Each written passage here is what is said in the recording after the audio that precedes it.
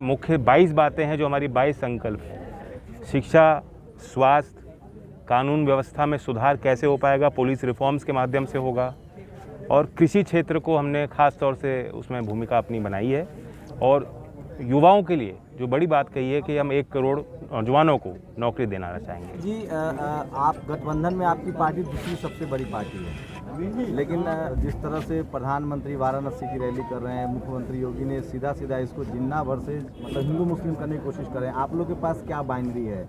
क्या आप लोग का मुद्दा क्या रहेगा? नहीं, हमारा बाइनरी नहीं, इस बाइनरी को देश रिजेक्ट करेगा। हम तो यूनिटरी व्यू को लेकर चल रहे हैं कि समाज का कल्याण कैसे होगा, विकास कैसे होगा।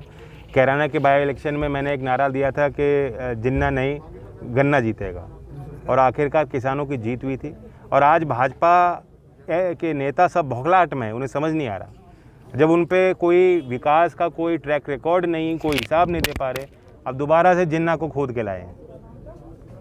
लेकिन खुदे हुए जिन्ना को कौन मान रहा है? हम तो चाहते हैं अपने भविष्य को देखकर हम लोग चिंतित हैं। आज मीटिंग में क्या कुछ चर्चाएं हुई हैं आपकी? आज तो प्राथमिक तौर की बातचीत हुई है। इनको पदाधिकारी बनाया गया है, राष्ट्रीय सचिव का पद इनको दिया गया है, और यूपी के अलावा राजस्थान पे एक बड़ा फोकस हम लोगों का रहेगा। गठबंधन में आपको कितनी सीटें आने वाली हैं सर? मैंने कहा 403 सीट हमारी है, हर एक सीट पे हमारी नज़र रहेगी। हमारे कार्यकर्ता हैं, सिंबल लोकदल का हो, सिंबल सपा का हो, सिंबल ओम प्रकाश राजभर जी का हो, किसी और दल का हो जो सहयोगी दल है, वो उसके ज़्यादा मायने नहीं। केपी चौधरी जी की क्या भूमिका रही इस पार्टी में? बड़ी भूमिका रहेगी। जो पगड़ी आपने मुझे बांधी है, महासंघ के तरफ से आज मुझे बांधी गई है, वो उसको ये संभालेंगे। उत्तर प्रदेश में 4 पार्टियां हैं, कैसे टक्कर ले पाएगी ये पार्टी आपकी? टक्कर लेगी। आपने देखी, हमारे लोग टक्कर ना लेते तो प्रधानमंत्री माफ़ी नहीं मांगने वाले थे। तो ये किसान ने ही टक्कर ली है और किसान ही टक्कर लेगा। ये जिन्ना जिन्ना चिल्लाते रहेंगे और गन्ना ही जीतेगा। रोजगार और शिक्षा और स्वास्थ्य की बात आपने की है, और भी पार्टियां हैं जो इन सब मुद्दों पर भी काम कर रही है, लेकिन धार तक पर नहीं उतर पा रही हैं। आपका क्या लगता है? एक्चुअली हम हमारी है पहली पार्टी जिसने घोषणा पत्र सार्वजनिक कर दिया। अभी तक कोई बता नहीं रहा कि वो क्या देंगे और क्या करना चाहते हैं। जिन्ना की बात कर रहे हैं, औरंगजेब की बात करेंगे, कैराना पलायन की बात करेंगे, दंगे की बात करेंगे, ये नहीं बताना चाहते कि वो करने क्या देंगे जनता को। तो हमारी पहली पार्टी है जिसने घोषणा पत्र सार्वजनिक किया है। मैं आप सबसे गुजारिश करूंगा, आप पढ़िए उसको और दूर तक वो बात पहुंचे। सर कि आपकी अखिलेश यादव, आपकी गठबंधन की रैली हुई थी मेरठ में, आपकी रैलिया में लाखों भीड़ जुट रहे हैं, लेकिन टीवी आपको दिखा नहीं रहा है। मीडिया जो है वो बाइकआउट कर रहा है अपोजिशन को, और उनके साथ मीडिया है। तो इसका कोई अल्टरनेटिव ऑप्शन है आपके पास?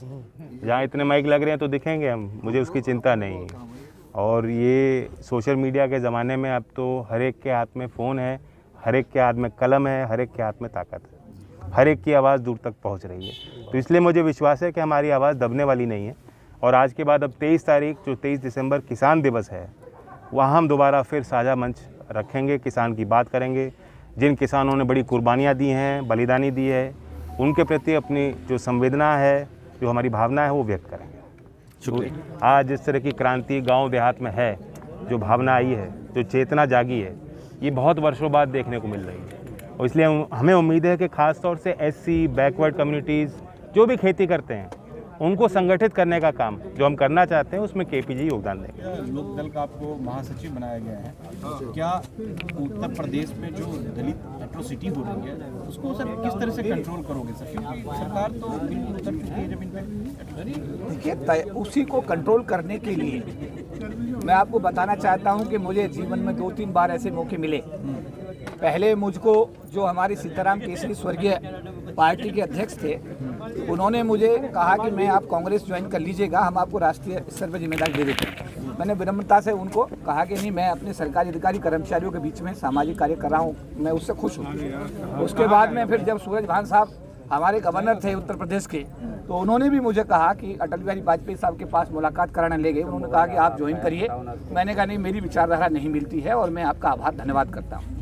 मैंने चौधरी जैन सिंह जी का जो व्यक्तित्व देखा है, जितना मतलब बाबा साहब अम्बेडकर के प्रति, मान्यवर काशीराम मिशन के प्रति, और सबसे बड़ी बात यह है जो मेरा समाज जिससे मैं आता हूँ, वो समाज के प्रति चौधरी जैन सिंह जी का जो अपनी सोच है, उस सोच से प्रभावित होकर के मैंने तय किया कि मुझे सरकार की नौकरी अब छोड़ देनी चाहिए और मैंने 14 अक्टूबर 2021 को, जिस दिन बाबा साहब अम्बेडकर ने बौद्ध धर्म स्वीकार किया था 14 अक्टूबर 1956 को, मैंने उसी दिन सरकार की नौकरी से इस्तीफा दिया और 20 अक्टूबर 2021 को संत महर्षि वाल्मीकि के जन्मदिन के शुभ अवसर पर मैंने राष्ट्रीय लोकदल की सदस्यता ग्रहण की और 27 तारीख को मेरा पहला संबोधन राष्ट्रीय लोकदल के कार्यकर्ता के रूप में आगरा की पवित्र धरती जहां बाबा साहब अम्बेडकर की कार्यस्थली रही है वहां पर हुआ। उसके बाद में मुझे पिछले 4 दिन पहले मुझको हमारे राष्ट्रीय अध्यक्ष ने राष्ट्रीय सचिव की जिम्मेदारी दी है और मेरी ये कोशिश होगी कि राष्ट्रीय अध्यक्ष चौधरी जयंत सिंह जी के मार्गदर्शन में, उनके नेतृत्व में हमारे धार्मिक जो हमारे राजनीतिक गुरु हैं चौधरी मोहम्मद इस्लाम साहब, जिनका बहुत बड़ा योगदान मुझे इस पार्टी को ज्वाइन कराने में रहा है, उनका बहुत बड़ी भूमिका रही है उनका, क्योंकि राजनीति में उससे बहुत सीनियर हैं, उनका बड़ा अनुभव है। वो बहुजन समाज पार्टी में और राष्ट्रीय लोकदल में काफ़ी लंबे समय से, यानी 25 साल से 30 साल से ज़्यादा का उनका अनुभव है। और हमारे साथी कनौजिया जी जो हमारे SC प्रकोष्ठ के हमारे प्रभारी बनाए गए हैं और हमारे जो राष्ट्रीय पदाधिकारी या प्रांतीय पदाधिकारी पूरे प्रदेश में या पूरे देश में काम कर रहे हैं, सबको साथ लेकर हमारी फिलहाल कोशिश ये होगी कि 2022 का जो मार्च का हमारा ये नतीजा आएगा उत्तर प्रदेश की विधानसभा का, उसमें गठबंधन की सरकार बने और हम सब लोगों को सम्मान से स्वाभिमान से जीने का उत्तर प्रदेश में अवसर प्राप्त हो।